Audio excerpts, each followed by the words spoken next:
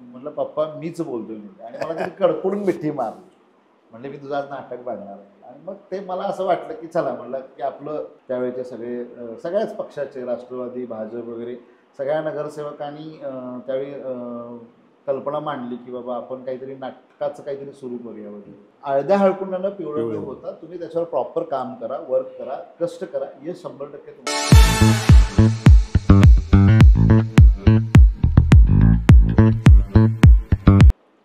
नमस्कार, मी साईनाथ सावंत आणि आपण पाहत आहात नॉलेज गेन फाउंडेशन अर्थात KGFचा नवा कोरा एपिसोड.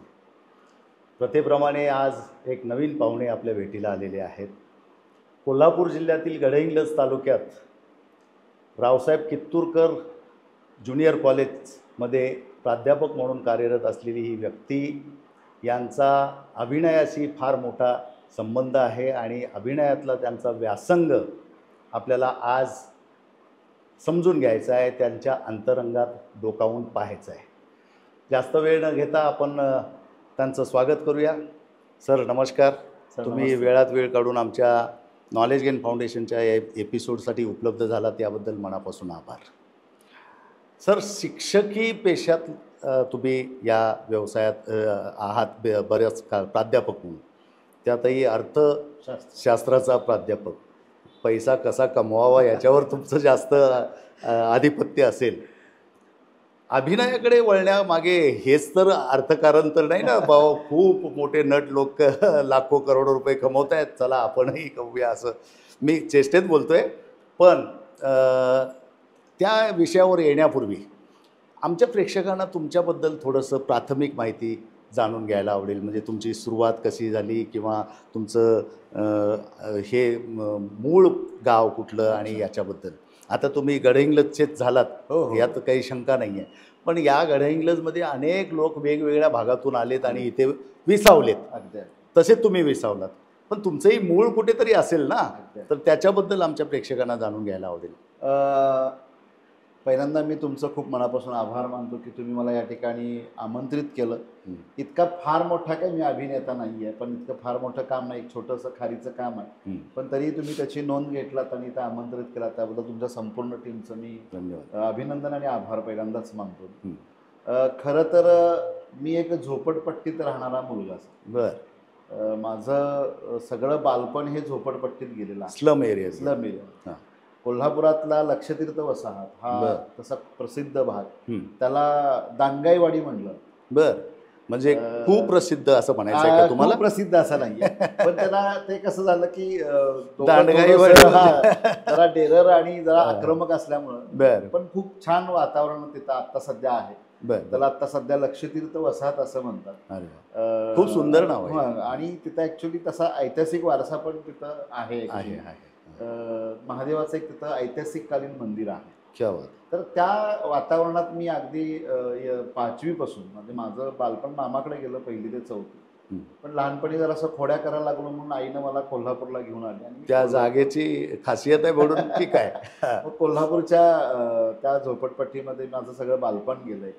आणि तिथं माझं सगळं शालेय शिक्षण गुरुदेव विद्यानिकेतनमध्ये माझं पूर्ण झालं. 5वी ते 10वी पर्यंत माझं शिक्षण सगळं तिथं पूर्ण झालं. आणि माझे वडील मिलिटरीमध्ये ट्रेनिंग ऑफिसर होते. आई माझी 7वी पास त्या काळात. आणि घरी किराणा मालाचं दुकान होतं, छोटंसं किराणा मालाचं दुकान होतं. वडील रिटायर झाल्यानंतर ते रिक्षा चालक होते आणि दुकान टाकलं होतं. तर हा सगळा साधारणपणे म्हणजे तशी आर्थिक परिस्थिती बेताची. म्हणजे वडील रिटायरमेंट झाल्यानंतर मिलिटरीतून जरी झाले तरी मला वाटतं त्यावेळी त्यांना 300 का 400 रुपये पेन्शन फक्त बसली होती. आणि मग उदरनिर्वाहाचं साधन म्हणून आम्ही ते छोटंसं दुकान वगैरे टाकलं होतं. तर तिथून माझ्या म्हणजे शिक्षणाला सुरुवात झाली लहानपणापासून. गुरुदेव विद्यानिकेतन ह्या तशी चांगली शाळा, म्हणजे तिथून फुलेवाडीमध्ये असणारी चांगलं शिक्षण त्या ठिकाणी दिलं गेलं. आणि तो जो पाया आहे त्याच पायावर आज आम्ही प्राध्यापक झालो म्हणायला काही हरकत नाही. बरोबर. म्हणजे त्या मातीने तुम्हाला घडवलं. आता मुळात मला आज मी प्राध्यापक म्हणून काम करायला लागलोय, ही एक शिक्षक पेशाची तर मला आवड होतीच. पण त्याच्या अगोदर मला वडील मिलिटरीत असल्यामुळं मला सुद्धा मिलिटरीत भरती व्हायची खूप इच्छा होती. हां हां हां आणि अगदी मी आर्टिफिशियल नेव्हीमध्ये अगदी भरतीला सुद्धा पेपर सुद्धा पास झालो होतो. हां हां हां पण माझी मुळात उंची कमी असल्यामुळं तिथपर्यंत मी जाऊन पोहोचलो नाही. ध्येय उंच होतं पण शारीरिक उंची कमी. शरीर उंची कमी होती. हां. त्यामुळे मग ठरवलं की नाही मग आपण पुढचं शिक्षण करूया. आई वडिलांचा एक खेळ होता की शिक्षण पूर्ण केलं पाहिजे. म्हणजे त्यांचा एक जरी ते कमी शिकले असते, वडील 4थी पास होते, आई 7वी होती, पण त्यांचा एक हेतू होता की बाबा तुम्ही दोघं भावंड शाळा शिकला बरोबर.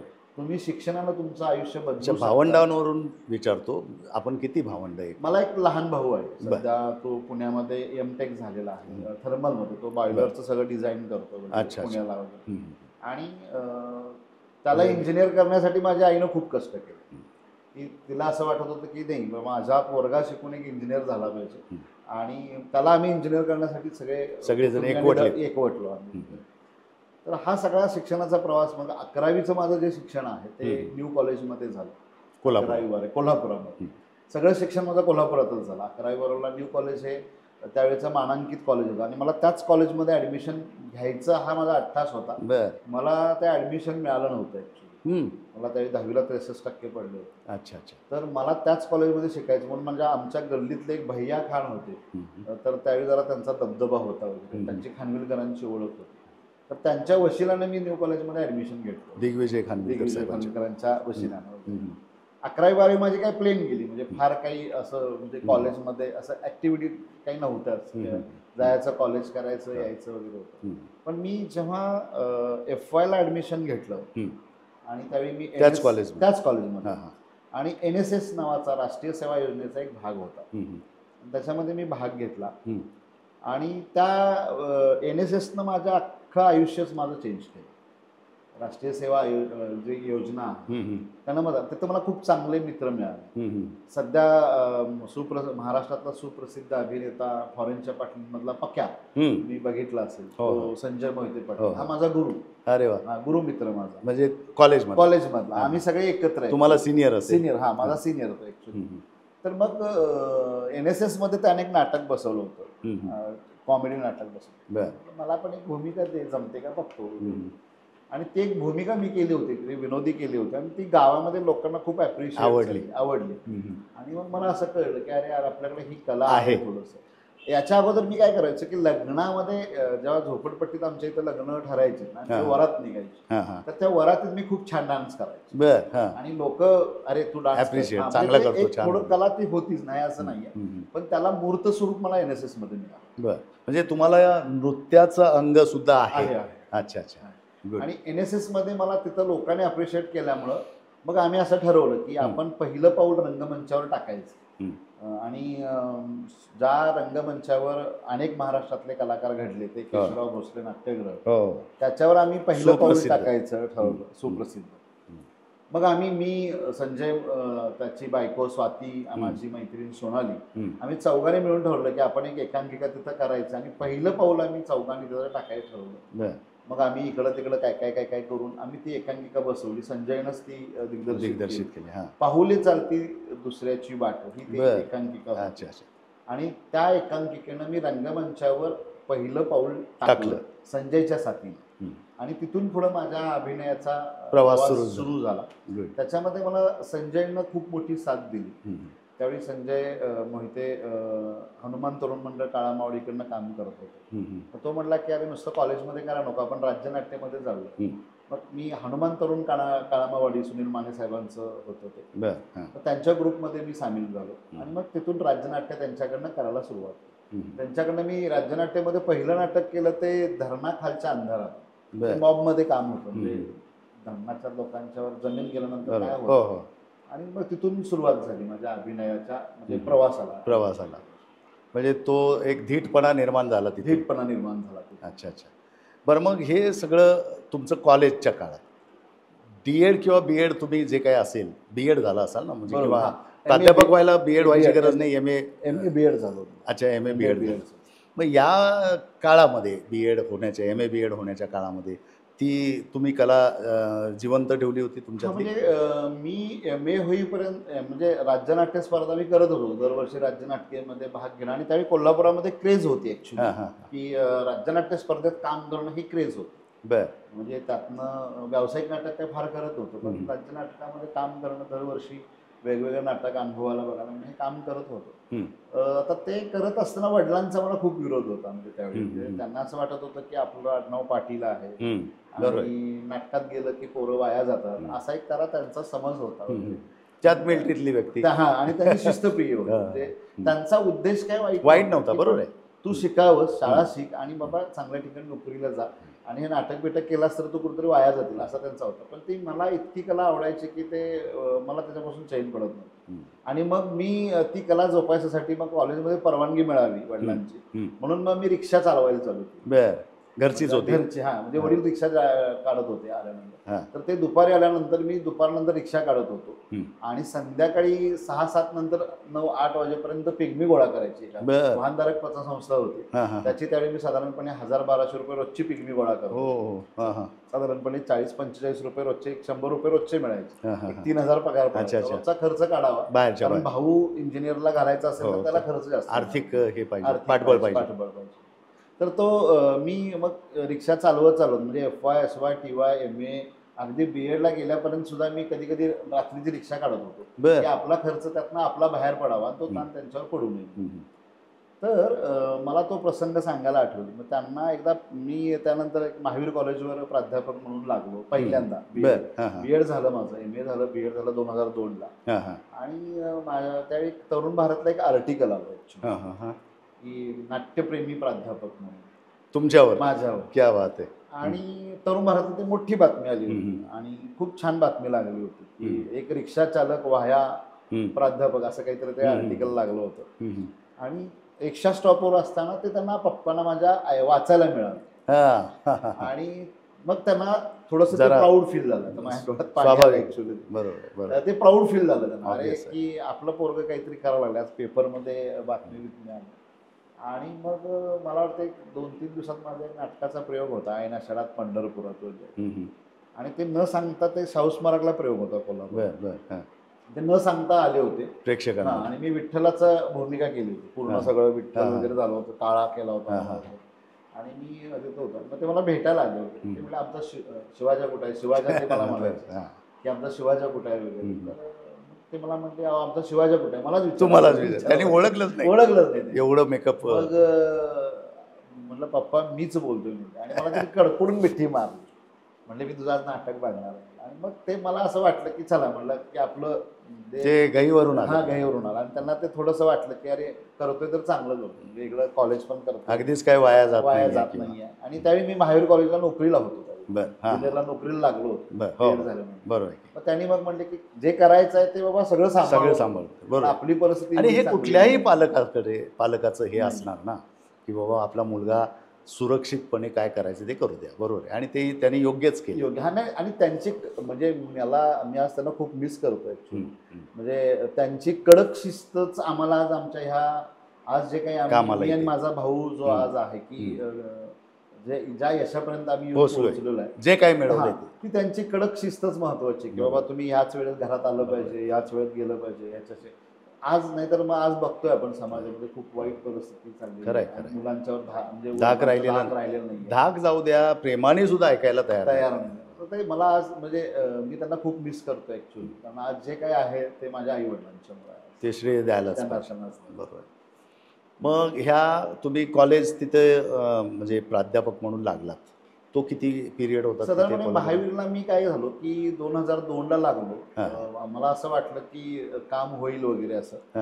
आणि मग थोडासा कसं आहे, सगळ्या आयुष्यात आनंद चढत असताना सगळं आता सुखासुखी चाललं होतं, काहीतरी गालबोट लागतं, मिठाचा खडा पडला.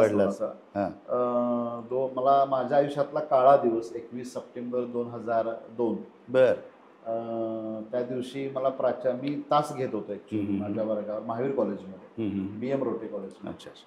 माझं काम होणार होतं वगैरे असं, त्यामुळे काय कधी असं वाटलं. आणि अचानक त्यावेळी कॉलेजवर बोलून घेतलं प्राचार्याने आणि माझ्या हातात पत्र दिलं, म्हणजे की तुम्हाला आजपासून थांबावं लागेल. ओ गॉड. म्हणजे मला असं मी शॉक झालो, अरे पायाखालची हे जमीन एकदमच सरकल्यासारखं. अचानकच कुठनं काय आलं वगैरे. त्याला प्रिपेअरच नाही ना. नाही हा. आणि की बाबा.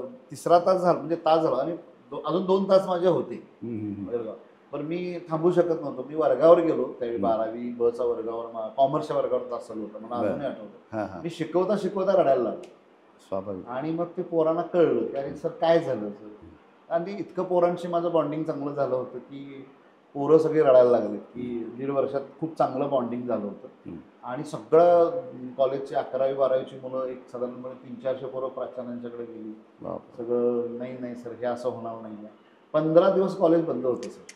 महावीर कॉलेज 15 दिवस बंद होतं तुमच्यासाठी. हां, की नाही सर हे आम्हालाच पाहिजेत वगैरे. शेवटी मीच त्यांना विनंती केली की ही प्रोसेस चालू आहे, पण तिथं माझं बॅड लक की तिथं काम झालं नाही कोल्हापुरात वगैरे. या दरम्यान काय झालं की हे सगळी प्रोसेस घडत असताना अजून एक परत दुःखाची घटना घडली आमच्या आयुष्यात. वडिलांना कॅन्सर झाला. नोकरी गेली, तेवढ्यात वडिलांना कॅन्सर झाला. ते मग त्या दरम्यान मी काय करायला लागलो की एका आयडिया नावाची कंपनी होती त्यावेळी, तर त्या कंपनीची मी बिलं गोळा करायला लागलो. मी आणि माझा मित्र जो आता पुण्याला प्राध्यापक आहे, डॉक्टर दीपक शिंदे, हा माझा खूप जवळचा मित्र, की माझ्या आयुष्यातली सगळी पण त्याला माहिती आहे. वाढणारी महागाई आणि त्या प्रमाणात न वाढणारं उत्पन्न, यामुळे चिंतित आहात का? चिंता करू नका, आपले उत्पन्न वाढवा. एक असा पार्ट टाइम व्यवसाय जो करताना तुम्ही अपयशी ठरलात तरी नुकसान शून्य, पण यशस्वी झालात तर मात्र हवे तेवढे पैसे कमवण्याची संधी. समजून घ्यायला आवडणार नाही का? संपर्क करा. आवडला तर त्याचा लाभ घ्या. म्हणजे काय माहित नाही, गुपित काही राहिलेलं काही नाही, सगळं त्याला माहित आहे. किंबहुना असं म्हणूया दोघांनी मिळून कांड केले. ते काय भरपूर कांड आहेत त्यामुळे गुपित. आणि तो पण ऍक्च्युली एमफिल होता त्यावेळी, आणि त्याची परिस्थिती खूप बेताची होती. मग आम्ही दोघं बिलं गोळा करायला लागलो, काहीतरी पाहिजे. आणि इन बिटवीन वडिलांना कॅन्सर झाला आणि हळूहळू ती स्टेज झालं, त्यांचं ऑपरेशन झालं आणि नंतर ते त्यांचं वाढत गेलं ॲक्च्युली. आणि ते वडिलांना कळून चुकलं. वडिलांनी मला डॉक्टरांनी सांगितलं की आता 2-3 महिने आहेत तुमचं. आणि मला तो आठवतो अजून वाईट दिवस तो, की जेव्हा आम्ही लास्टला एका पूर्व हॉस्पिटलमध्ये त्यांना दाखवायला गेलो आणि त्यांना म्हटलं की मी ठीक आहे, काय अडचण नाही, तर होणार व्यवस्थित. गाडीवर बसलो आणि पाठीवर बसलो आणि ते मला म्हणले की आता मी बरा झालोय, बरा होईन वगैरे.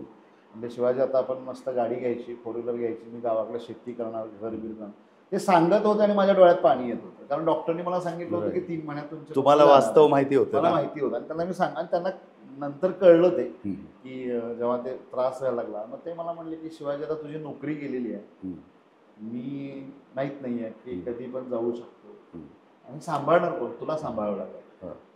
मग त्यावेळी ते माझे त्यावेळीचे ज्यांच्या ते मी शिक्षण ऑफिसला फेऱ्या मारत होतो पायमलसाठी, त्यांना ती परिस्थिती माहिती होती. त्यांना सारखं लागलं होतं की सर माझ्या वडिलांना असं वाटावं की हा नोकरीला लागला आणि मृत्यूपूर्वी मारावं, सुखानं मारता यावं असं त्यांना वाटलं. मग त्यांना मी म्हणलं की पाय पडतो साहेब, म्हणजे तुम्ही मला कुठेही लावा, CHB लावा, काय लावा, मला 1 रुपया देऊ नका, फक्त माझ्या वडिलांच्या समाधानासाठी मला नोकरी लावा.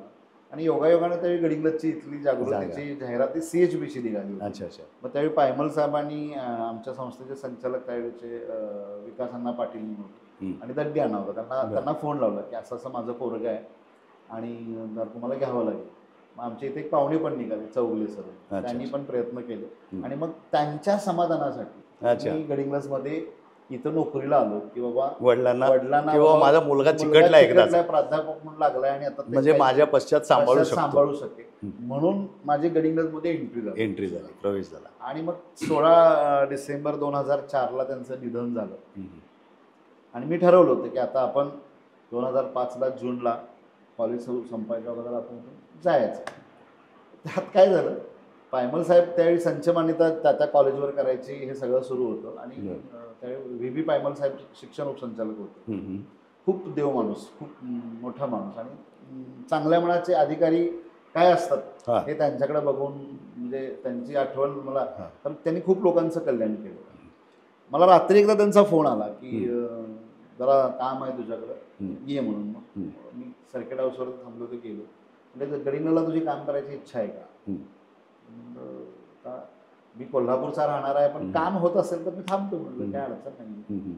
तर त्यांनी मग लगेच रात्रीच दड्याना फोन लावला सचिवांना की असं असं आहे, मी तुम्हाला सीट करून देतो आणि होऊ शकते, मी करतो प्रयत्न आणि त्याचा अप्रूव्हल करायची जबाबदारी माझी. हां. आणि मग म्हणजे दड्याना म्हणजे काय हरकत नाही आणि मग त्यांनी ते सीट इथं निर्माण केली, म्हणजे ते लिगली म्हणजे हां, असं जे काही काय नियमात बसून. नियमात बसून हां. आणि संस्था पण तयार झाली वगैरे आणि मग माझा इथला गडिंग्लजचा प्रवास सुरू झालं. खऱ्या अर्थानं म्हणजे सुरू झाला. परमनंट झालात तुम्ही. परमनंट झालं परमनंट अच्छा, अच्छा. 2004 ही पायमल साहेबांची कृपा, त्यानंतर मुश्रीफ साहेब त्यावेळेचे, हां. त्यांचंही खूप मोठं योगदान आहे माझ्या नोकरीमध्ये, या सगळ्यांचा पाठिंबा. म्हणजे तुमचं शैक्षणिक आयुष्य चालू झालं, प्राध्यापकीय आयुष्य आणि चालू झालं. सुरुवात झाली म्हणजे बाबा आता एक मूर्त स्वरूप आलं की चला बाबा आता आपण काहीतरी स्टेबल होऊ शकतो. आणि इन बिटवीन काय झालं होतं की माझ्या भावाचं BE कम्प्लीट झालं होतं, तो जॉब करत होता तो पण, कारण ME करायचं होतं, मग ते फी भरणं शक्य नव्हतं वगैरे आणि मग तो गेट पास झाला त्यात, तो वालचंदला मिळालं पण त्यावेळी फी वगैरे भरणं, त्यात माझा नेमका थोडासा फरक आला होता. मग तेच पैसे मी तिकडे भरले, म्हटलं तू ME कर पूर्ण, आता मी लागलोय तर तू तुझं शिक्षण पूर्ण कर, काय अडचण नाही. मग त्यांना पण ME पूर्ण केलं. आज तो खूप चांगल्या ठिकाणी स्टेबल आहे आणि चांगला आहे, सुस्थितीत आहे.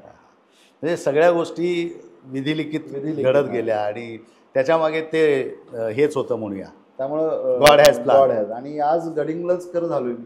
अच्छा. म्हणजे असं मला कधी वाटत नाहीये की मी बाहेरचा आहे. कोल्हापूरचा आहे, बाहेरचा आहे.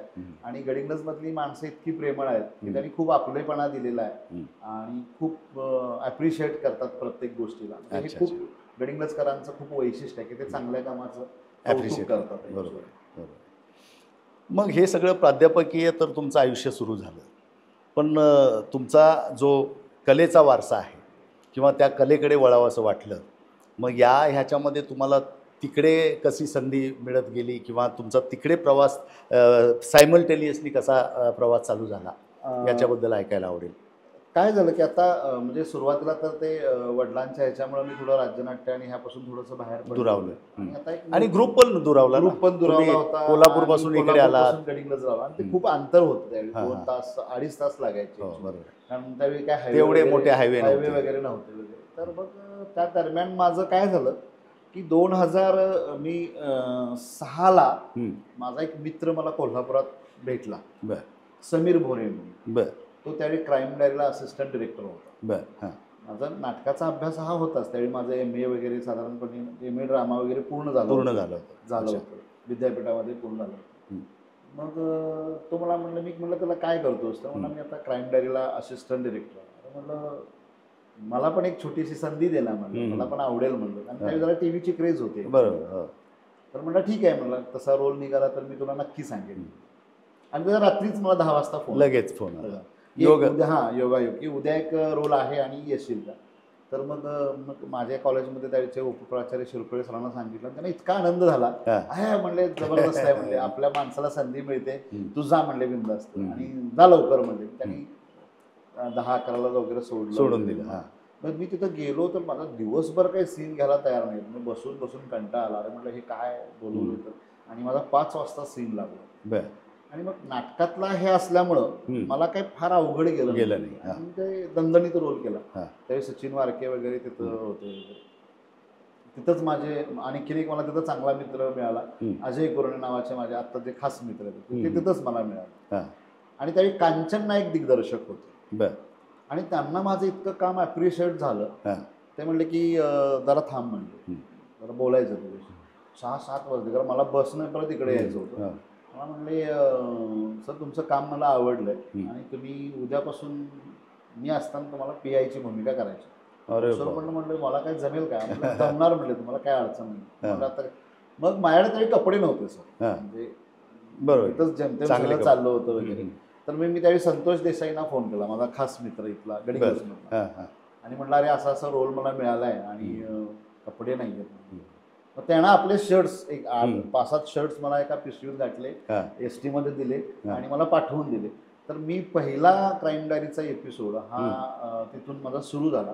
तिथून पुढे साधारणपणे मी 200पेक्षा कदाचित जास्त 200-250 पर्यंत एपिसोड केले मी क्राईम डायरी. आणि क्राईम डायरीला मला खूप नाव दिलं.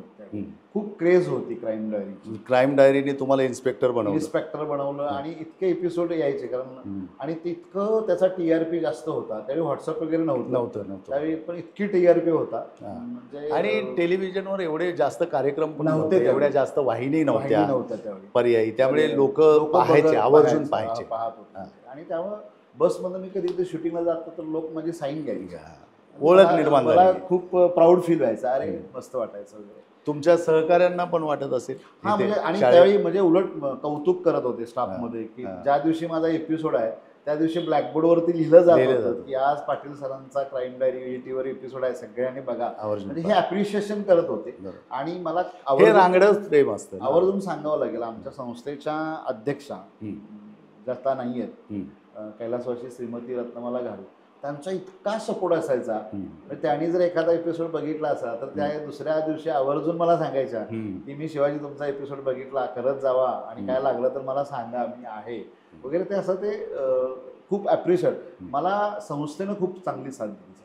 म्हणजे मला म्हणजे त्यांचे खूप उपकार आहेत माझ्यावर.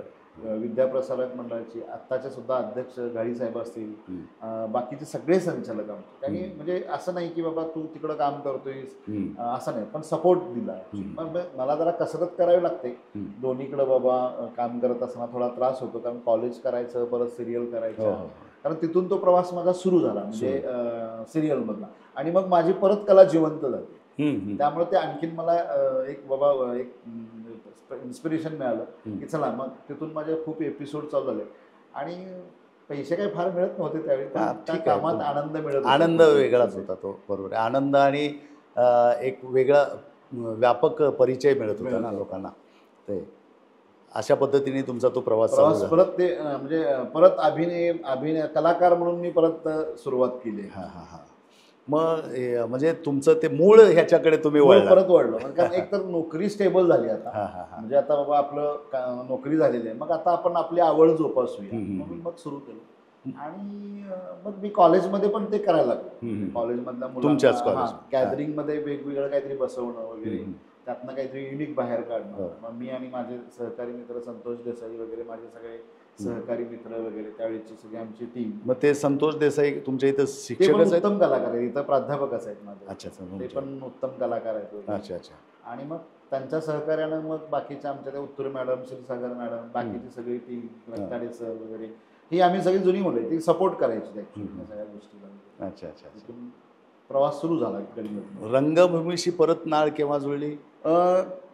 परत काय व्हायला लागलं की म्हणजे हे सिरियल तर करत होतो मी, त्याच्यानंतर मग लक्ष करायला लागलो. मग मुंबईला मला एकदा म्हणजे ते काम बघितलं क्राईम डायरीचं आणि तिथं बोलवलं गेलं की लक्षला तुम्ही काम, त्यात कांदा व्यापाराचं काम करत होतो. मुंबईमध्ये गेल्यानंतर सर ना पहिल्यांदा मला माझ्याकडे कोण बघेनच. अरे हा जे आलाय बसलाय वगैरे, त्याचं कोण म्हणजे बघत नव्हतं, बोलत नव्हतं. मी म्हटलं की चला बाबा आपण आपलं काम आहे, आपल्याला बोलवलंय. मी मुंबईत गेल्यामुळे जरा बुजलेलंच होतं, पण पहिल्यांदाच मुंबईत आणि ते सिरियलमध्ये काम करतो. मग ते त्यावेळी जगन्नाथ निवंगोनीचे सुप्रसिद्ध अभिनेते आहेत, कमलेश सावंत वगैरे, आदित्य वगैरे सगळे होते वगैरे. आणि त्यांच्याबरोबर माझे सीन चालू झाले.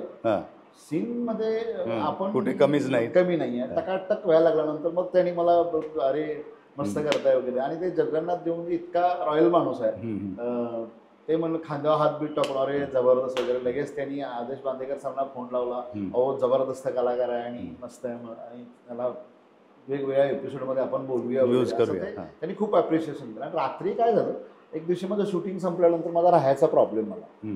मग मी ते फोनवर सगळं चालू होतं माझं, इकडं राहायला येऊ का तिकडं. मग ते मुंबईमध्ये मला राहायचा प्रॉब्लेम, ते जगन्नाथ दादांनी ऐकलं, जगोदादांनी ऐकलं. ते सर काही प्रॉब्लेम आहे काय, तर म्हटलं दादा जरा म्हणलं राहायचा प्रॉब्लेम झाला म्हणजे माझ्या रूमवरच. आणि तिथून मला तो एक चांगला मित्र मिळाला. म्हणजे आजही ते माझ्याकडे गडिंग्लजला येतात, मी पुण्याला जातो. आणि त्यांनी मला सांगितलं की परत कधी मुंबईला आलास की तू माझ्याकडे राहायला आहे. त्यामुळे माझ्या मुंबईत आता राहण्याचा प्रश्न भेटलेला. अशी माणसं मला लाभत गडिंग्लजमध्ये. पण मी काय केलं की थोडी मला मुळात नाटकाची आवड जास्त, सिरियल चित्रपटापेक्षा सुद्धा नाटकाची आवड जास्त.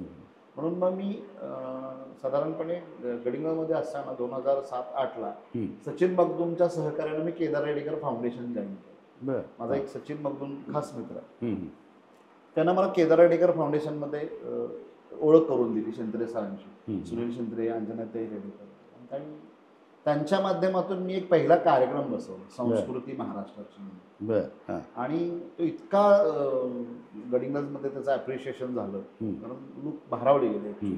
आणि असा पहिल्यांदाच कार्यक्रम गडिंग्लजमध्ये झाला होता. त्याचे मला वाटते 10 ते 12 प्रयोग आम्ही महाराष्ट्रभर केले actually. बर हां हां खूप चांगलं, आणि काही केदार प्रतिसाद चांगला मिळाला. प्रतिसाद चांगला मिळाला. आणि केदार रेडेकर फाउंडेशनच्या माध्यमातून मग त्यावेळी मी ती नाट्यकला बऱ्यापैकी जे जे करता येईल त्यावेळी करण्याचा प्रयत्न केला आहे. त्या मला वाटते सांगायला म्हणजे मला पण अभिमान वाटतो. त्यावेळी निलेश साबळे त्या संस्कृती महाराष्ट्रामध्ये अँकर करत होता. बर हा म्हणजे तुमच्याच हा, त्या त्या program. सिरियल संस्कृती महाराष्ट्र. कारण निलेश हा विद्यार्थी त्या त्यावेळी तो 3ऱ्या-4थ्या विद्यार्थ्याला होता. आणि आज निलेश साबळे महाराष्ट्राचा आहा. मोठा अभिनेता. प्रश्नच नाही, कुठल्या कुठे तो गेले. आज म्हणजे गुणवत्ता असेल आणि संधी उपलब्ध झाली तर त्याचं सोनं आणि करता आम्हालाही येतं हे. अभिमान आहे, कारण हा. त्यावेळी सुपरस्टार झालं त्यावेळी आम्ही त्याचे बोर्ड लावायला, हम्म. SMS करायला वगैरे त्यावेळी आम्ही वगैरे पुढं वगैरे होतो. आणि तिथून मग मी नाट्यकला हळूहळू आणि मला काय करतं की वेगळे वेगळे प्रयोग करायला आवडतात. बरं. मग मी लक्षात आलं की गडिंग्लजमध्ये नाटक करत असताना ते जिवंत ठेवायला पाहिजे, त्याला कुठंतरी मूर्त स्वरूप यायला पाहिजे. म्हणून मग मग शाळेचे काही गॅदरिंग बसवायला लागलो. मग किलबिल विद्या मंदिर म्हणून गडिंग्लजचं आहे, त्यांचा मी लहान मुलांचा जाणता राजा बसवला. क्या बात आहे. हां साधारणपणे 150 ते 150 पोरं त्याच्यामध्ये बालनाट्य. हा बालनाट्य म्हणजे नाटक मोठ्यांचंच पण ते पण ते- लहानांचं गेलं.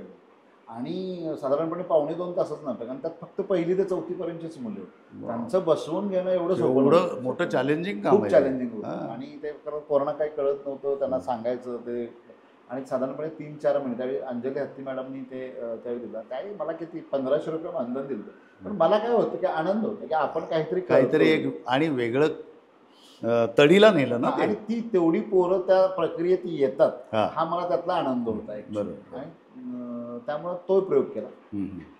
आमच्या जागृतीचा सुवर्ण महोत्सव होता, 50 वर्ष झाले होते. आणि त्यावेळी महिलांचा जाणता राजा बसवायला काहीतरी चालू होतं वगैरे. बर मग ते बसवण्यात त्यांना काहीतरी अडचणी यायला लागल्यानंतर मग मला विचारलं की तुम्ही बसवताय.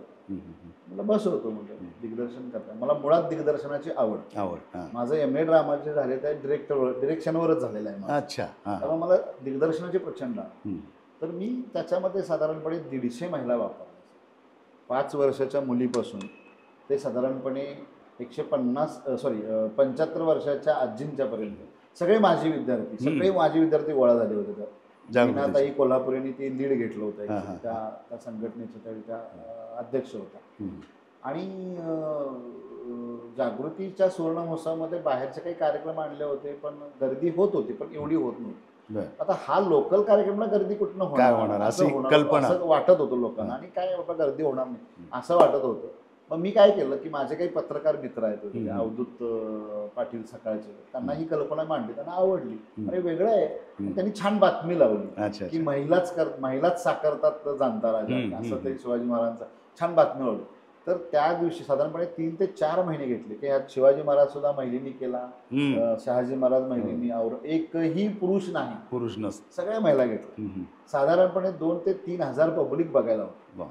वेगळं काहीतरी पाहायला इतकं मिळालं. आवडलं गडिंग्लजकरांना ते, खूप आवडलं. म्हणजे वेगळं काहीतरी करायला लागलो, त्यातनं युनिक काहीतरी शोधत गेलो.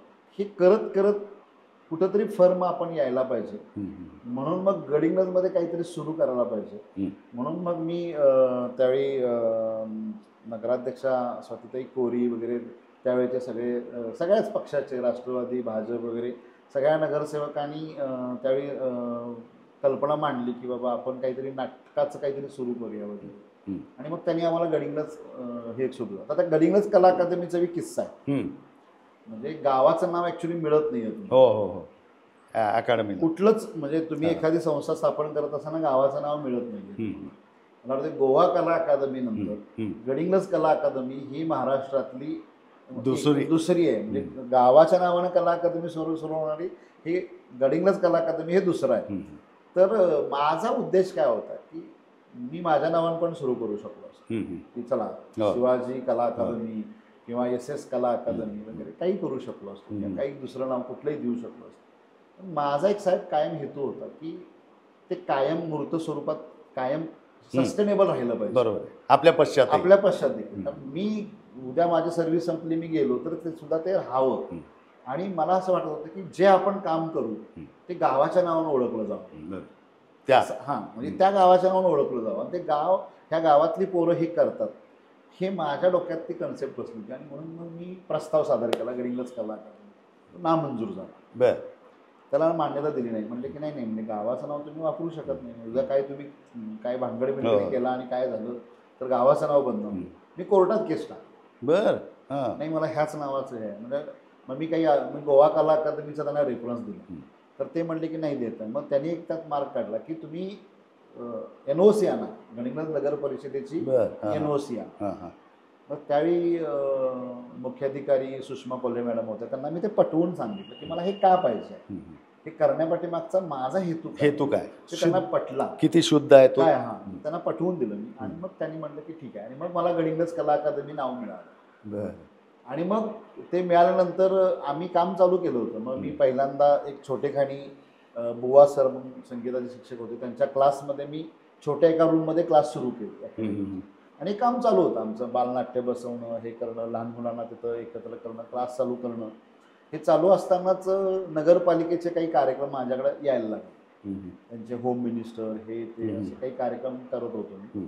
आणि मग त्यावेळीच्या नगराध्यक्षा स्वाती कोरी आणि त्यांच्या सगळ्या नगरसेवकांना मी सांगितलं की गडिंग्लजमध्ये नाट्य चळवळ खूप मोठी आहे.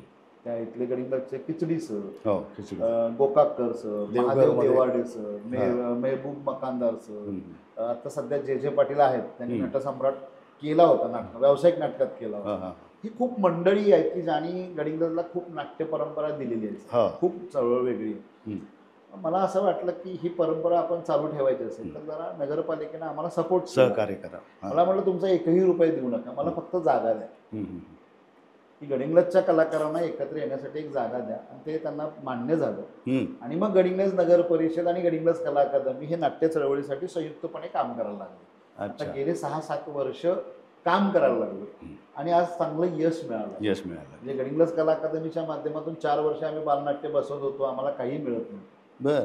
मदर्स डेला आम्ही एक नाटक बालनाट्य बसवलं, पहिलं रौप्य पदक आम्हाला त्यावेळी मिळालं आमच्या बालकलाकार अर्णवी उपट.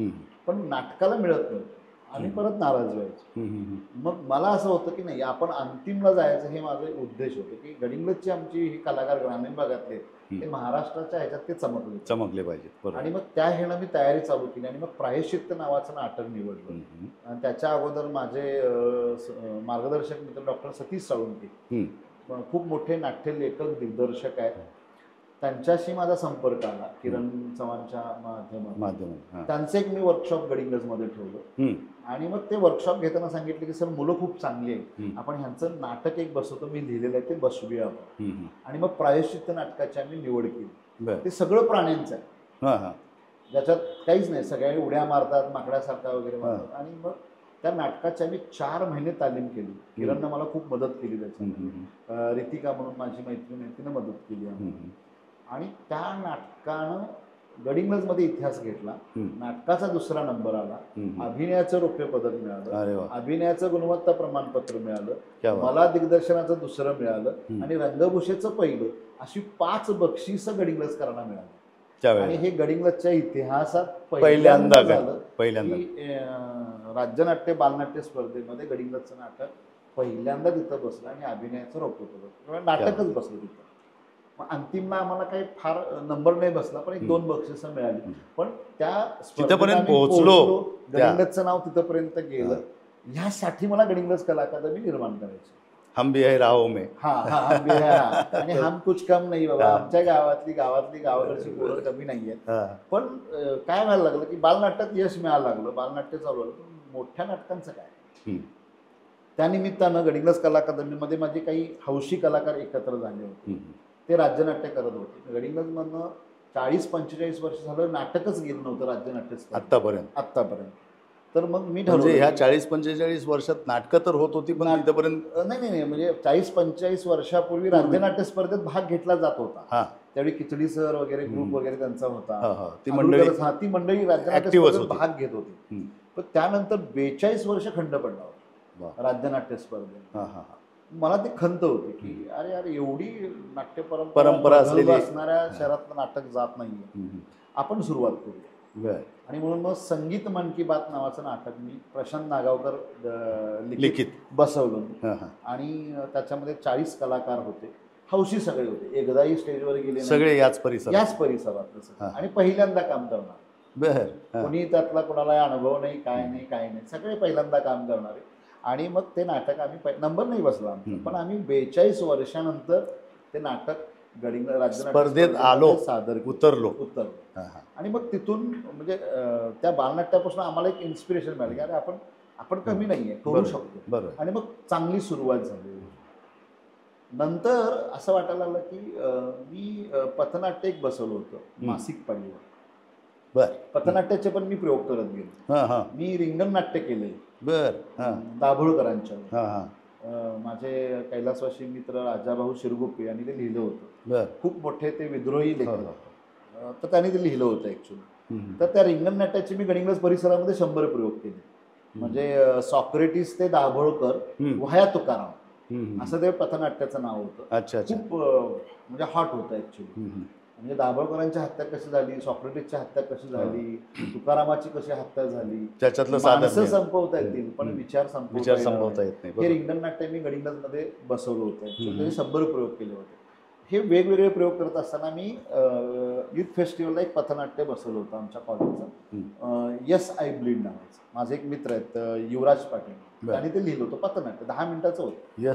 यस आय ब्लीड महिलांच्या मासिक पाळीवरती. आणि ते बसवल्यानंतर झालं, नंबर बसले वगैरे सगळं झालं. आणि त्याच्यानंतर माझ्या डोक्यात कन्सेप्ट यायला लागली की हा विषय खूप महत्त्वाचा. मासिक पाळी आणि याच्यावर कोणच बोलत नाही. आज सुद्धा अजूनही मुली त्याच्यावर ओपन नाही. मी माझ्या घरामध्ये माझ्या मुलींशी मासिक पाळीवरती अगदी ओपन बोलतो. बरोबर. नैसर्गिक प्रक्रिया. तर आपण त्याच्यावर भाष्य करू. पण मी युवराजशी संपर्क साधला, ज्यानं जे पथना म्हणजे लिहून दिलं होतं. मला म्हणलं याचं 2 अंकी नाटक लिहून पाहिजे. मला म्हणलं 2 अंकी, 10 मिनिटाचं नाटक आहे, 2 अंकी कसं करायचं, तुझं तू बघ म्हणून. मग त्यांना ते लिहून दिलं. नंतर मग अजय कोरणे आणि आम्ही ते रिराईट वगैरे केलं वगैरे. पण काय झालं की ते नाटक बसवताना मुली आम्ही निवडल्या आणि पालकांना वाटलं मासिक पाळी नाटक करायचं नाही सर, आम्ही कसं करू, तयार नाही होणार. मग त्या मुलांना मुलींना पालकांना मी एकत्र घेतलं आणि त्यांना समजून सांगितलं हा विषय आपण नाटकात अश्लील काहीच येणार नाही, बरोबर, कुठेही तो शब्द येणार नाही, पण आपण तो विषय खूप गांभीर्यपूर्वक मांडूया. आणि एक वेगळं नाटक यस आय ब्लीड नावाचं, ज्याच्यामध्ये अर्णवी उपराटे माझी बालकलाकार लीड करत होती, शिवानी डोबणे आईची भूमिका करत होती. आणि ते त्याचे 5-6 प्रयोग आम्ही महाराष्ट्रामध्ये केले. खरं तर त्याचे जास्त प्रयोग व्हायला पाहिजे होते. देवानं झाले नाहीत, कारण आर्थिक गणित काही बसत. पण मग समीक्षकांनी त्याला कसं घेतलं? खूप चांगलं. त्याला इतकं समीक्षकांनी त्याला डोक्यावर घेतलं होतं. म्हणजे राज्यनाट्य स्पर्धेत तरी खूप ते गाजलं नाटक की अरे, कारण असा विषय आला सब्जेक्ट कोणी घेतला नाही. आणि झालेत म्हणजे पिक्चर झालेत, पण नाटकामध्ये हा विषय पहिल्यांदा. पिक्चर तर ते अक्षय कुमारने वगैरे त्याच्यावर तो घेतला होता. नाटकात आम्ही मांडलं होतं, खूप छान मांडलं होतं. आणि नाटक खूप चांगलं झालं. त्यात आम्हाला अभिनयाचं रौप्य पदक मिळालं होतं, अर्णवीलाच मिळालं होतं. ती खूप उत्कृष्ट कलाकार आहे. त्यामुळे मग तिथून मग ते झालं. आणि एक शल्य होतं मनात की अरे, आपण नाटक करतोय राज्यनाट्यामध्ये, पण आपल्याला आपण कधी नंबर मिळू शकणार नाही. आपले ग्रामीण भागातले कलाकार आहेत, कसं करायचं. मग माझ्या वाचनात एक नाटक आलं होतं आणि कुंभाराचं काय झालं. त्या नाटकाला मी ते खूप वर्षापूर्वी 1990 मी बघितलं होतं. आणि आपण ते बसवूया ह्या वर्षी, कारण ती भाषा ह्या भागातल्या ग्रामीण भागातली लोक. आणि सध्याचं राजकारण जर बघितलं तर ते आता या घडीला चाललेलं आहे की एखाद्याच्या घरात राजकारण शिरलं की त्या घराची काय अवस्था होती. हे जयसिंग पाटील लेखक, जे माझे मित्र आहेत, पुढारीला संपादक आहेत, त्यांनी ते नाटक अतिशय उत्तम लिहिलं आहे. ते बसवायचं निश्चित केलं. नाटक जेव्हा बसवायचं झालं तेव्हा त्याच्यामध्ये प्रॉब्लेम झाले. प्रॅक्टिसला तुम्हाला माहिती आहे, येतात कोण येते, मग त्यातनं आमचे दत्ता सुतार वगैरे ते निवड केली कलाकारांची वगैरे. मग परत त्यांना काहीतरी प्रॉब्लेम आले, त्यांनी नाही म्हणून सांगितलं. मग परत टेन्शन, मग त्यांना परत समजून सांगितलं, मग त्यांनाही वाटलं की नाही आपण करायला पाहिजे. मग ते परत आले, मग ते नाटक करायला घेतलं. पण ते नाटक करत असताना कलाकारांना हे सिम्पल नाटक आहे असं वाटत होतं. पण मला दिग्दर्शक पण मला माहित होतं की यात काय आहे, त्याची ताकद काय. आणि ते बसवल्यानंतर इतकं भन्नाट बसलं आणि भाषा त्यांची सादरीकरण करल्यानंतर लक्षात आलं त्यांच्या. आणि कोल्हापुरात त्याचा प्रयोग इतका भन्नाट झाला, त्याचा 3रा नंबर बसला ह्या वर्षी राज्यनाट्य. आणि गडिंग्लजला हे यश 42-45 वर्षानंतर मिळालं, लाभलं. राज्यनाट्य स्पर्धेमधलं जे बक्षीस आहे ते पहिल्यांदा मिळालं. दत्ता सुतार म्हणून आमचा कलाकार आहे, त्याला अभिनयाचं गुणवत्ता प्रमाणपत्र मिळालं, जो पहिल्यांदा राज्यनाट्य स्पर्धेमध्ये रंगमंचावर गेला आणि पहिल्यांदाच त्याला अभिनयाचं प्रमाणपत्र. क्या म्हणजे माझा उद्देश जो आहे तो सफल व्हायला, की ज्या लोकांनी स्टेजवर यावं, माझं कसं आहे की ज्यांना गंध नाही त्यांनी यावं, शिकावं आणि समृद्ध व्हावं. बरोबर. आणि आता ही प्रोसेस सध्या त्या माध्यमातून सुरू आहे. अभिनयातून व्यक्तिमत्व विकासाकडे, असं तुमचं कालचं लेक्चर झालं. बरोबर. तर अभिनयातून व्यक्तिमत्व विकास कसा होतो याच्यावर थोडासा प्रकाश टाका. आता काय झालं, मुळात माझा पिंड हा शिक्षकी आहे. त्यामुळे मी कायम विद्यार्थ्यांना सांगत असतो की आपली पर्सनॅलिटी डेव्हलपमेंट ही कायम झाली पाहिजे. बरोबर. आणि ज्याचा उपयोग आपल्याला 100% आयुष्यामध्ये होतो. मी वर्गात येताना सुद्धा, म्हणजे मी कॉलेजमध्ये सुद्धा वर्गात येताना सुद्धा काही विद्यार्थ्यांना मी आय कम इन सर, म्हणजे मला तुम्हाला शिक्षक भेटल्यानंतर तुम्ही गुड मॉर्निंग म्हणा, त्यांच्याशी बोला, बॉन्डिंग ठेवा. हे छोटे छोटे घटक आहेत जे तुमची पर्सनॅलिटी डेव्हलप करतात. बरोबर. मग मी काय केलं की अरे आपण अभिनय करतोय, तर अभिनयातून जर आपण त्या पोरांना इकडे आणला आणि अभिनय शिकवला तर त्यांची पर्सनॅलिटी डेव्हलपमेंट कशी होऊ शकेल, तर त्याचा मी एक थोडा सिलेबस तयार केला. अच्छा. मग मी 6 महिने त्यांचं काय करायचो की त्यांच्या चेहऱ्याचे व्यायाम, जिभेचे व्यायाम, इम्प्रोव्हायझेशन, त्यांची छोटी छोटी नाटकं बसवणं. आणि मग पहिला ग्रुपमध्ये, मग पहिला 6 जणांचा ग्रुप, नंतर 5 जणांचा ग्रुप, नंतर 4घांचा, नंतर 3घांचा, आणि मग नंतर तू एकट्यानं सोलो करायचं. म्हणजे त्याला हळूहळू कॉन्फिडन्स दे आणि नंतर तो फ्लुएंटली करायला लागला. म्हणजे मी अभिनयाचाच वापर त्याच्या पर्सनॅलिटी करायला लागलो. आणि मग तो उद्या कथाकथन करेल, वक्तृत्व करेल, अभिवाचन करेल, तर त्याचा वापर त्याला पर्सनल. आणि अभिनय ही अशी गोष्ट आहे की जी माणसाला व्यक्तिमत्वाचं विकासाचा समृद्ध करतो. अगदी बरोबर. आणि म्हणून आता मी बऱ्यापैकी काही व्याख्यानामध्ये तोच विषय घेतो की अभिनयातून तुम्हाला व्यक्तिमत्व विकास कसा करता येईल. काल तर मी ते BEdच्या शिक्षकांना शिकवलं की आजच्या शिक्षकानं खूप इंथुजिस्टिक असलं पाहिजे. अगदी बरोबर. उत्साही असायला पाहिजे. म्हणजे तुम्ही आज काय झालं की वर्गात जाऊन नुसतं लेक्चर देणं ते पाठी टाकल्याचाच प्रकार. आणि पाठी टाकल्यापेक्षा आज पोरांना माहिती देणं हे काम आता आपलं नाही. बरोबर. आज पोरांना माहिती खूप आहे. म्हणजे गुगलवर जर टाकलं तर पोरांना भरपूर माहिती मिळते.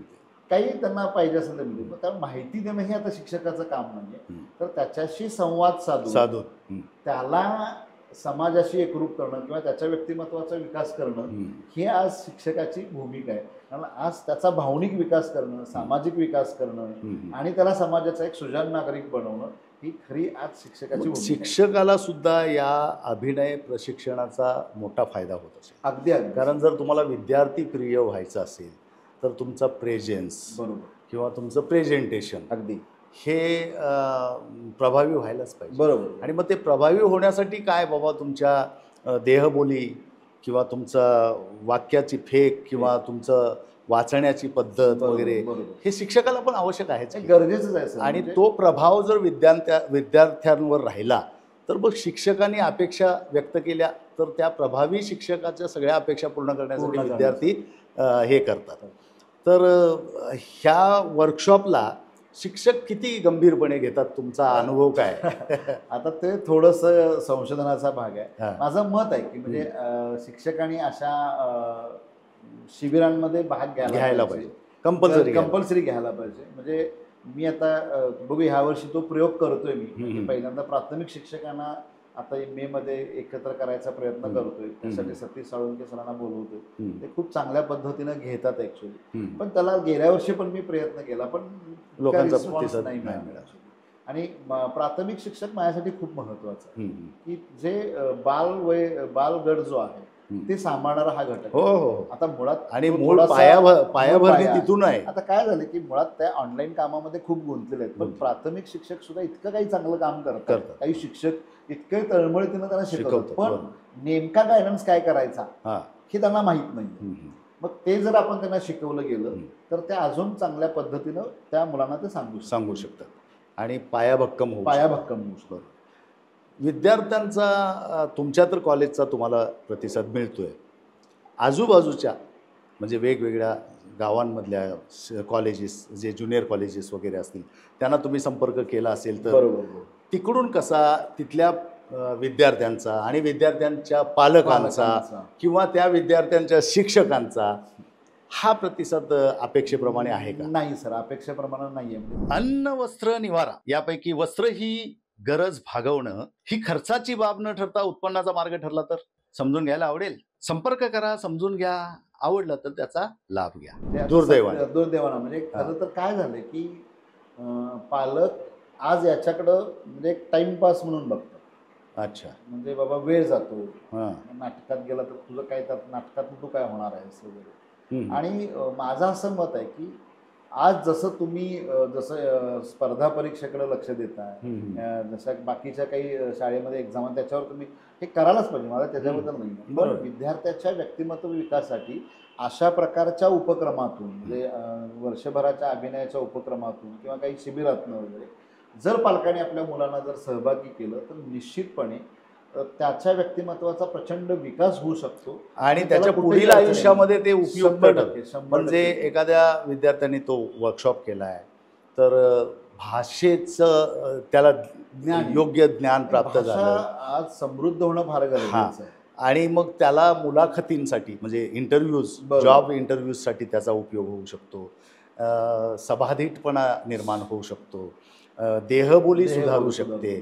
ते एंटायर त्याच्या आयुष्याला कामालाच येणार आहे. पण ते पालक थोडंसं काय होतं की ते अजून तितक्या हे ना येत म्हणजे पालक एवढे अवेअर नाही आहेत. म्हणजे त्यांना अवेअर करणं गरजेचं. पहिला म्हणजे पालकांना अवेअर करणं गरजेचं. म्हणजे पहिल्या वर्षी जेव्हा मी मला वाटतं 1000-2000 पॉम्पलेट काढले की भाग घ्या म्हणून, चला काही शाळात जाऊन मी आवाहन करून आलो तर सगळं मिळून मला किती 20-25 मुलं मिळाली. अच्छा, एवढ्या सगळ्या तर ते मग आता मी काय करायला लागलो की शाळातली काही शाळांना जाऊन 1-2 दिवसाची मोफत शिबिर घ्यायला की किमान त्यांच्यापर्यंत ते पोहोचावं, ट्रेलर कमीत कमी काय त्या वर्कशॉप मध्ये मिळणार आहे तर ते त्यांना कळावं. नाही, पण आता सर बघा, शहरं आणि गाव यांच्यातली दुरी जवळजवळ मिटत चालली आहे. बरोबर आहे. मग आम्ही फक्त शहरांचं अंधानुकरण करणार असू, फॅशन बाकीच्या गोष्टी, पण शहरातला पालक, मी शहरात राहतो या नात्याने, वेकेशन पिरियडमध्ये मे असेल, दिवाळीचा असेल तर आपल्या पाल्यासाठी मग योगाचे क्लासेस असतील, 15 दिवसाचे, महिन्याचे कराटेचे क्लासेस असतील, आपल्या पाल्याचा कल बघून अभिनयाचा, नृत्याचा, इतर वेगवेगळे क्लासेस असतील तर ते आवर्जून मुलांना त्याच्यात एंगेज करतात, जेणेकरून त्याच्यात असलेलं हिडन पोटेन्शियल समोर यावं आणि त्याच्या आयुष्यात त्याला पुढे डेव्हलप व्हायला मदत व्हावी.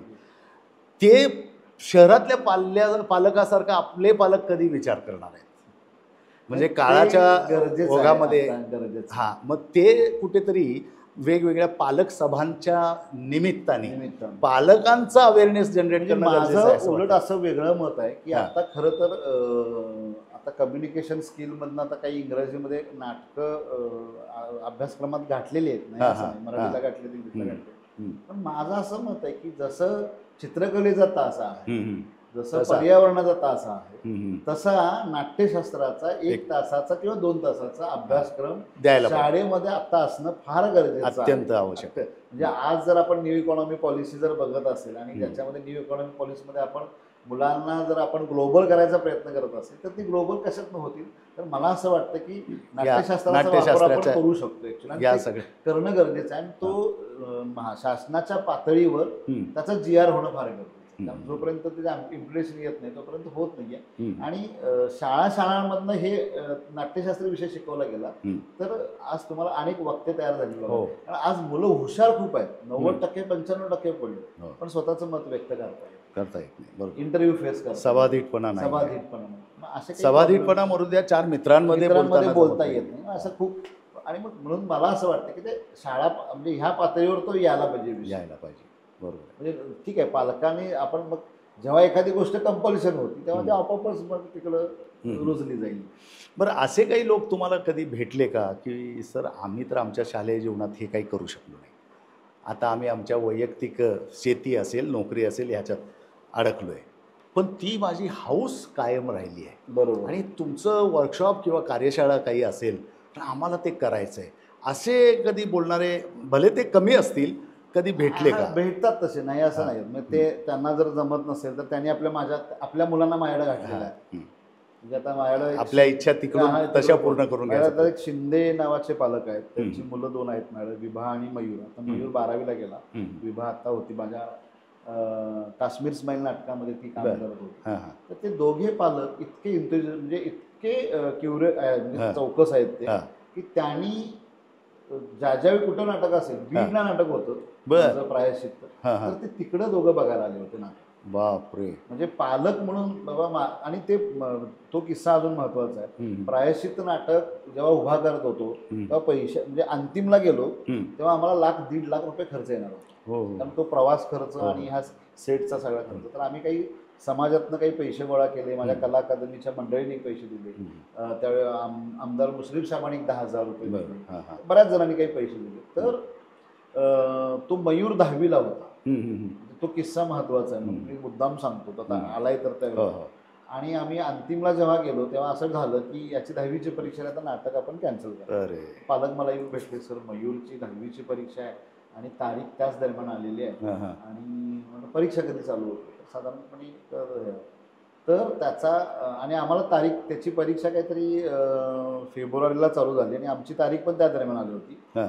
मग पहिल्यांदा मला सांगून गेले की सर जमणार नाही. मग म्हटलं सर, म्हटलं मला काय त्याचं हां हे नाही शैक्षणिक बरोबर. नुकसान करायचं नुकसान नाही करायचं बरोबर. आम्ही अंतिम स्पर्धेला गेलो हेच आपलं भाग्य हो. आहे. मला कुणाचं नुकसान करून जायचं नाही, पण तरी पण हं. एक शेवटचा चान्स म्हणून हं. त्याला मी म्हणलं त्याच्या वेळेनुसार प्रॅक्टिस घेतो त्याची, हं. हं. त्याला वेळेनुसार मी सोडतो बरोबर. आणि मग त्याचं टाइम टेबल मी सांस्कृतिक संस्थेला ॲडजस्ट करून घेतो. हां हां तुमची जर तयारी दाखवली हां. तर आपलं नाटक सादर होऊ शकतं. होऊ मला शकतं. ते कुठून तर वाटत होतं की बाबा हे व्हावं. वा आणि म्हणजे इतके वर्ष आपण कष्ट करतोय आणि पहिल्यांदा अंतिमला गेलो. मग सकाळी आले आणि सर आपण म्हणले तुम्ही तसं करत असाल तर मी तयार आहे. मग मला जरा खायचं होतं. तर त्याचा मराठीचा पेपर झाला. हं.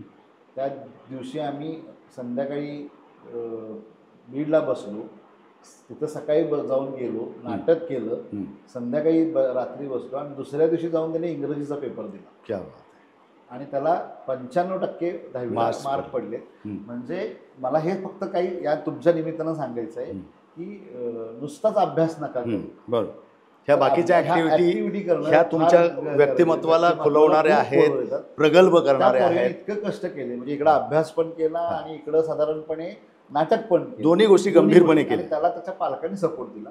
तर प्रत्येक पालकांनी आपल्या मुलाचं व्यक्तिमत्व विकास होण्यासाठी अशा प्रकारचा सपोर्ट देणं फार गरजेचं आहे. बरोबर आहे ना. त्याच्यातलं हिडन पोटेन्शियल आपण आता त्याला त्या जपलं पाहिजे. निमित्ताने एक ओघानं आठवण आली म्हणून ती खूप छान उदाहरण आहे आणि हे इतरांनी म्हणजे पालकांनी याच्याकडे त्याच्यावर बातमी खूप मोठी आली होती. बर बर हां हां हां म्हणजे नाटकाचा अभ्यास करत करत 10वीमध्ये 95% आता तो मुलगा त्याच्या पुढील आयुष्यात याचा किती मोठा लाभ घेईल. 100% घेणार, 100% लाभ. नक्की घेणार सर. आणि खूप उत्तम अभिनेता आहे. बरं आपण स्वतः वर्कशॉप घेता, अच्छा, मुलांचे घेता, मोठ्या माणसांचे पण घेत असाल बरोबर की नाही. तो तुमच्याकडे स्वतःचा सिलेबस आहे. तुम्ही इतर नाट्यशास्त्रामध्ये तुम्ही पोस्ट ग्रॅज्युएट पण आहात. या गोष्टीचा लाभ इथल्या लोकांनी घ्यायला पाहिजे बरोबर की नाही. आणि तोही फुकट नव्हे तर योग्य तो मोबदला देऊ, बरोबर. तर ती कला आपल्याला लाभते. त्याला प्रतिसाद काय आहे? चांगला प्रतिसाद. फक्त मोठ्यांचा जो म्हणतो ना तो प्रतिसाद थोडासा कमी आहे. आता लहान त्यांना नेमक्या काय अडचणी येत आहेत? बाबा माझं शेताचं काम आहे, ह्याचं काम आहे, तर त्याचं मुळात काम. कसं आहे की आज मला अपेक्षित असं आहे की तरुण मुलांनी यात जास्त यावं. बर जो माझ्यासाठी अपेक्षित आहे की 18 ते 25 हां आणि या जो वयोगटातले. मोठा हौशी गट आहे की ज्यांचं वय झालंय, रिटायर झाले, तर त्यांनी कला अकादमीमध्ये यावं, शिकावं. आज बरीचशी मंडळी आमच्यात एक आमचे ज्येष्ठ कलाकार आहेत, रामय्या हिरेमठ म्हणून BSNL मधनं अधिकारी म्हणून रिटायर निवृत्त झाले. पण आज कला अकादमीमध्ये उत्साहानं काम करतात. मग कला अकादमीमध्ये येण्यासाठी प्रवेश प्रक्रिया काही काय? नाहीये प्रवेश प्रक्रिया. तुम्ही तुमचा वेळ देणं एवढंच प्रवेश प्रक्रिया आहे.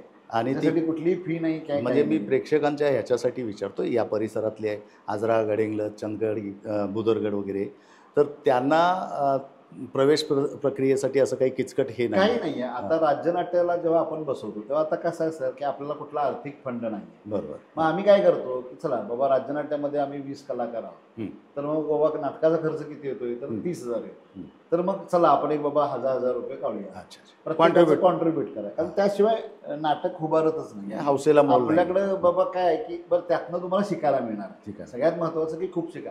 आज माझ्या कला अकादमीमध्ये शिकणारे मला अभिमान आहे की आज पण काही दर्दी लोक जे नाट्य चळवळ गडिंग्लज परिसरातली जिवंत राहावी, आपण तर करू शकत नाही, पण हे जे जिवंत ठेवत आहेत त्यांना आपला हातभार लागावा म्हणून काही लोक स्पॉन्सर करत नाहीत. करतील, पण मी अजून त्यांच्याकडे कधी पोहोचलो गेलो नाही. नाहीये, म्हणजे म्हणजे त्या अजूनपर्यंत तरी मागणी कधी नाही गेलो केली. पण त्यांचा सपोर्ट खूप आहे. म्हणजे प्रत्येक गोष्टीला अप्रिशिएशन करणं, कौतुक करणं, सर तुमचं खूप चांगलं काम चालू आहे, म्हणजे हे खूप महत्वाचं आहे. हां, तेही आज आहेच. चांगल्याला चांगलं म्हणणारे लोक फार कमी आहेत. आहेत. गडिंग्लजमध्ये मला तो अनुभव वेगळा आहे की आज मनमोकळेपणाने गडिंग्लज- दाद अगदी- देणं. अगदी. कारण जेव्हा जेव्हा काही गोष्टी कळतात तेव्हा मला भेटल्यानंतर सांगतात की आज सर तुमच्यामुळे गडिंग्लजमध्ये नाट्य चळवळ सुरू झाली. मग हे एवढं जरी मला एक थाप ऐकायला पडली, तरी मिळालं. आपल्याला परत काम करायला अजून उत्साह येतो. पण त्यामुळे हे गडिंग्लजकरांचं बाबा एक थाप आहे कौतुकाची. म्हणजे अच्छा. ठीक आहे की सगळ्याच गोष्टीतून आपल्याला पैसा मिळायला पाहिजे असं काय नाही. बरोबर. पण आज हौशी कलाकार येतात, काम करतात. आज त्यातले बरेचसे कलाकार होम मिनिस्टर अँकरिंग करतात. माझा दत्ता सुतार आहे, संतोष बोरणाक आहे, अरुण पाटील, ते इथंच शिकलेत. त्यांना काहीच बाबा सुरुवातच त्यांनी इथून केली. त्यांनी वेगवेगळ्या सिरियलमध्ये काम केलं, चित्रपटांमध्ये काम केलं. माझा पुंडलिक परीट नावाचा विद्यार्थी आहे, आज तो व्यावसायिक नाटकात काम करायला लागला, सिरियलमध्ये काम करायला लागला. बाल कलाकार काही आज सिरियलमध्ये काम करायला लागले, काही ॲडमध्ये काम. म्हणजे मला बरं वाटतं की अरे ज्यांना आपण शिकवलं ते आज मुलं मोठी होतात. हे आपलं यश आहे. भले त्यातनं मला पैसा कमी मिळाला असेल, पण ते अजून काही वर्षांनी ही जी फुलं आहेत यांचा पुष्पगुच्छ झालेला दिसेल, गुलदस्ता झालेला दिसेल. या म्हणजे नाटकाच्या ह्याच्यामध्ये कोणी भाग घेऊ शकतो. बरोबर. खेड्यापाड्यातून कोणी इच्छुक येत असतात का, विचारत असतात का? येतात. कारण कसं आहे, ग्रामीण भागात लांब राहतात. हा तर आपल्या भागाला शहरातला भाग विचार, टाउन मधला भाग विचार केला. खेड्यापाड्यात पण खूप मोठं हे टॅलेंट लपलेलं आहे. खूप टॅलेंट आहे.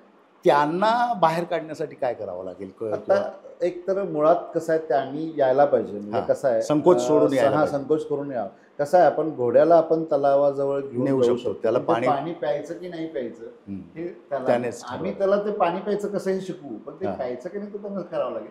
आता पण त्याच्यासाठी प्रतिसाद मिळणं फार गरजेचं, आणि तो मिळाला, हळूहळू वाढेल. आणि माझा विश्वास आहे की हळूहळू येईल. आपण जेव्हा देव माणूस इथं सिरियल आणली, म्हणजे बुकटॅलोनमध्ये आली होती, संजय खांबे माझे मित्र, खूप चांगले मित्र माझे, तर इथले साधारणपणे 100 कलाकारांनी देव माणूस मध्ये सिरियलमध्ये काम केलं की जे पहिल्यांदा गडिंग्लज कलाकारांच्या माध्यमातून कॅमेराला फेस केलं. म्हणजे हे संधीला, आणि तिथून पुढे त्यांना संधी, मग कॅमेरा काय आहे, कसं काम करायचं, ही शिकण्याचीच प्रोसेस आहे. मग इथं नाटक केल्यामुळं तिथं डायलॉग बोलणं फार अवघड गेलं नाही, आणि ते त्यांची प्रोसेस सुरू झाली. आता काही मंडळी पिक्चर करतात. आमच्यातल्या उर्मिला कदम मॅडम आहेत, आज अनेक चित्रपटात काम करायला लागले. एक निवृत्त शिक्षिका, सुरुवातीला माझ्याकडे अभिनयाला वर्षभर प्रशिक्षणाला होत्या, त्यांनी SI ब्रीड मध्ये आजीची चांगली भूमिका केली. आज ते खूप पिक्चर मध्ये काम करतात, सिरियल मध्ये काम करतात. क्या बात आहे. म्हणजे तुमच्या विद्यार्थिनीच म्हणायला हरकत नाही. आज ही कौतुकाची गोष्ट. त्यांनी सगळ्या प्राथमिक धडे तुमच्याकडे घेतले. इथूनच त्यांनी अभिनयाची सुरुवात केली. हे जे पानभर डायलॉग्स असतात, संवाद असतात, पाठ करण्याची काय प्रथा आहे, किंवा त्याला काय व्यायाम आहे, त्याला काय विशिष्ट हे आहे? अर्थात ते तुमच्या ह्याचा भाग आहे, शिक्षणाचा भाग आहे. थोडंसं कसं आहे की जेव्हा आपण संवाद पाठ करतो, म्हणजे आता बऱ्याच वेळा सिरियलमध्ये काय होतं, चित्रपटामध्ये तुम्हाला अगोदर स्क्रिप्ट येते, महिनाभर 15 दिवस अगोदर येते, तुम्हाला मग कॅरेक्टर समजून घेता येतं, मग त्याचा अभ्यास करता येतो. आज सिरियलमध्ये काय झालं की वेळ कमी आहे.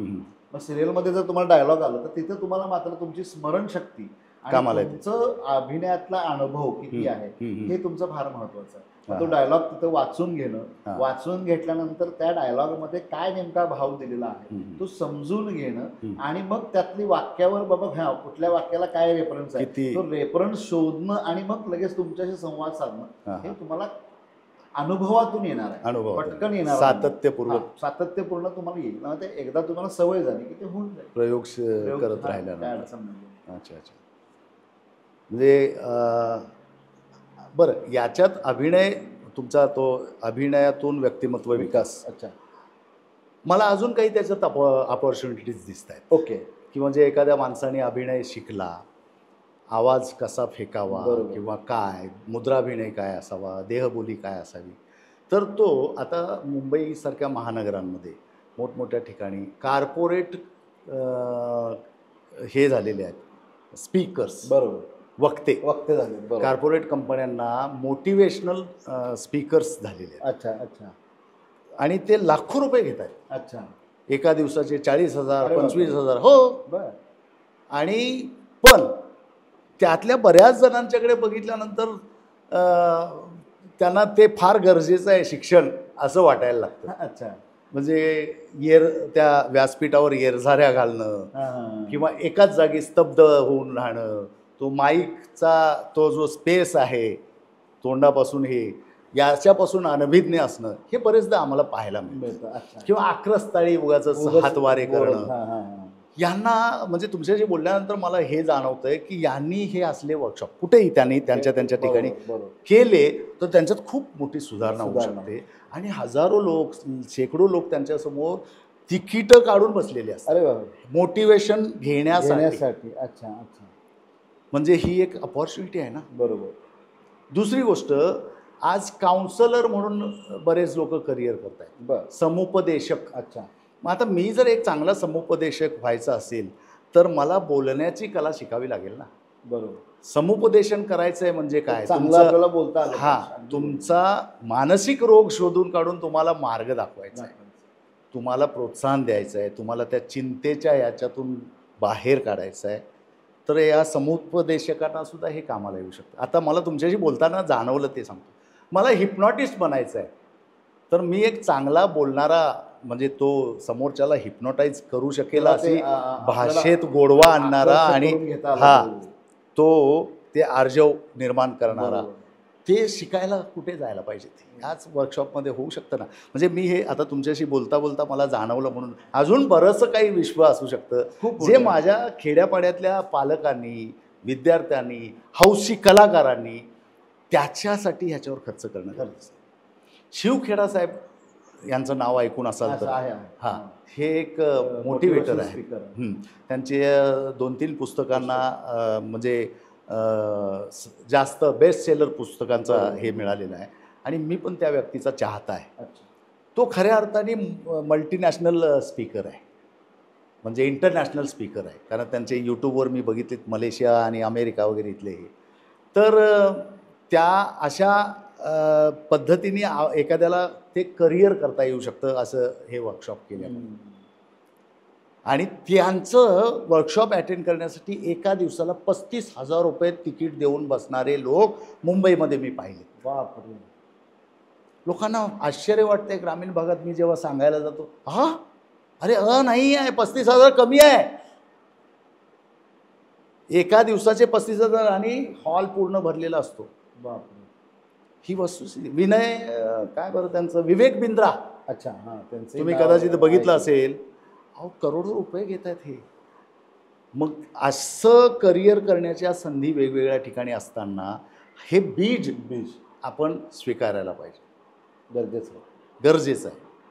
तर तुमच्याशी बोलताना ह्या सगळ्या गोष्टी मला अचानक आठवल्या म्हणून खूप छान मजा आली. अजून काही माझ्याकडून विचारायचं राहिलंय आणि त्या विषयावर मला बोलायला पाहिजे असं काही असेल तर आपण बोलू शकता. नाहीतर मग आपण कसं आहे की मला असं वाटतं की आत्ताच्या तरुणाईनं म्हणजे याकडे यायला पाहिजे. कारण आता काय झालंय, थोडंसं नाटकाकडे सुद्धा तरुण मुलं थोडीशी दुर्लक्ष करायला लागले. याचं कारण असं आहे की सिरियलमध्ये काम लवकर मिळालं आणि सिरियलमध्ये काम मिळायला लागल्यामुळे थोडं 4 पैसे लवकर मिळतात, पण तुमचा अभिनयाचा जो बेस आहे जो तो पक्का होत नाहीये. आणि मग तो जर पक्का करायचा असेल तर तुम्हाला नाटक शिकावं लागेल. बरोबर. मला फक्त ह्या सगळ्या तरुणाईंना किंवा ह्या बालकलाकारांना सांगायचं आहे की या नाटकाच्या माध्यमातून तुम्ही तुमच्या व्यक्तिमत्वाचा विकास करून घ्या, यातनं शिकून घ्या आणि एक उत्तम अभिनेता बना. म्हणजे तुम्ही जे जे जाणकार अभिनेते बघाल ते उत्तम नाटकातले अभिनेते होते, मग चित्रपटामध्ये आले, मग सिरियलमध्ये आले वगैरे. हे आवर्जून मला सांगावं लागेल. अगदी बरोबर आहे. याला जोडून एक आठवलं म्हणून म्हणतो, जरा खोचक आहे की बऱ्याचदा मी म्हणजे आदरणीय अमिताभ बच्चन साहेबांना सुद्धा बोलताना ऐकलं आहे की मी अजून शिकतो. मोठमोठे कलाकार कधीही म्हणत नाहीत की आमचं सगळं शिकून झालं आहे, पण ग्रामीण भागात असेल किंवा शहरी भागात असेल, छोटे मी मुद्दाम इन्व्हर्टेड कॉमामध्ये म्हणतोय, ज्यांनी अजून काही बनचुके झालेले नाहीत, असे कलाकार बोटवर असेल तर हात पण येत असल्यासारखं हळकुंडांना पिवळं होणं हा हा. एक प्रकार आहे. हा. आणि मग काहीच नसतं आणि खूप दाखवायचं दाखवायचं. असं असतं. पण मी साहेब म्हणजे मुद्दाम सांगेन, मी आज हा. खूप चित्रपटांमध्ये काम केलं, गेले हा. 15-20 वर्ष या क्षेत्रात काम करतो. अनेक मोठ्या कलाकारांच्या बरोबर काम केलं. मी त्यांच्याकडनं शिकतच आलो. हा. म्हणजे भरत दादांशी, म्हणजे भरत जाधव जाधव. साहेबांशी काम केलंय, विक्रम गोखले सरांच्या सोबत काम केले, स्मिता तांबेंच्या बरोबर काम केलं, त्याच्यानंतर मकरंद अनासपुरे यांच्या बरोबर काम केलं, अनेक कलाकारांचे हे माइलस्टोन्स आहेत या काम केले. इंडस्ट्रीतले. विक्रम गोखले सरांसोबत केसरी पिक्चर मध्ये आम्ही 3 दिवस काम करत होतो. वाव. हा. आणि इतकं मला 3 दिवसात शिकायला मिळालं आणि ते खूप सांगत होते. किंवा माझे मित्र जगन्नाथ देवंगुणे असतील, की जिथं संजय मोहिते असतील, मी म्हणजे तिथं गेल्यानंतर मला ह्यातनं काही म्हणजे घेता येईल. आज म्हणजे मी आज कॅमेरासमोर आज बिनधास्त उभा राहू शकतो, ते ह्या सगळ्या लोकांच्यामुळे उभा राहू शकतो. ही शिकण्याची प्रवृत्ती तुमच्याकडे पाहिजे. तर मी चला एक सिरियल केली आणि मला सगळं लगेच काय होतं की मी चला अभिनेता म्हणून आपण टाकायला लागतो. तर हा बडेजावपणा न करता तुम्ही पहिला शिकून घ्या. नक्की अभिनेते मोठे व्हा, जरूर व्हा, म्हणजे त्याच्याबद्दल वादच नाही. बरोबर, तुम्ही मेहनत कराल तर झालंच. पण अर्ध्या हळकुंडानं पिवळं न होता तुम्ही त्याच्यावर प्रॉपर काम करा, वर्क करा, कष्ट करा, हे 100% तुम्हाला. अर्ध्या हळकुंडाने पिवळे झाल्यामुळे आपण लोकांच्या हास्यास पात्र पात्र हे पण समजायला पाहिजे. आणि महत्त्वाचं म्हणजे आपण स्वतःबद्दल फाजील कल्पना करून घेणं हे पण डेंजरस आहे, चुकीचं आहे. माझा या विषयावर बोलण्याचा काहीही अधिकार नाही आहे, तरी पण एक प्रेक्षक म्हणून मी बोलतोय आणि ते ॲडव्हान्टेज घेतोय. तर आज खूप मजा आली सर, मस्त वाटलं आणि एकदम प्रवाही झाली हे गप्पा. मी मुलाखत मुद्दाम म्हणत नाही, कारण मुलाखतीत माणूस थोडंसं हातचं राखून बोलतो, गप्पा मनसोक्त, त्याच्यात काही हातचं राखत नाही. मला नेहमी गप्पा मारायला आवडतात आणि खरंच मला आनंद मिळाला. म्हणजे आतापर्यंत एक 4-5 एपिसोड आम्ही दुसरे पण हे केले, त्यात सगळ्यात जास्त आवडलेला हा एपिसोड आहे मला स्वतःला. तर हे होते शिवाजी पाटील सर.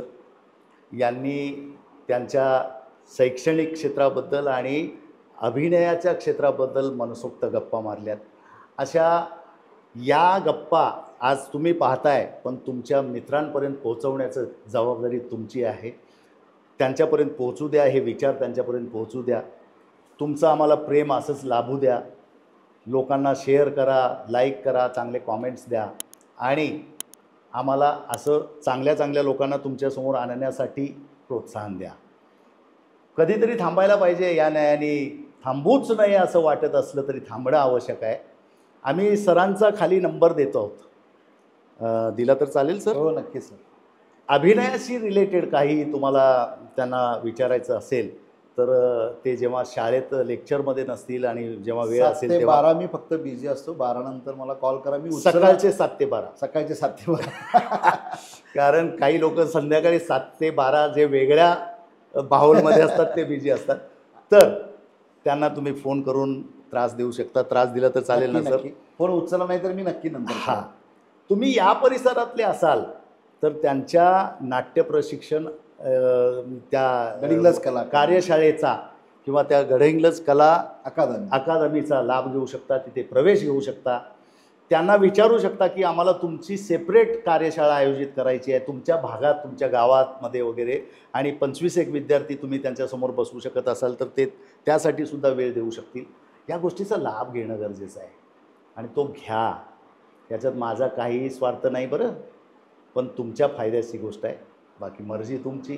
पुन्हा भेटूया लवकरच. धन्यवाद. धन्यवाद सर. नमस्कार.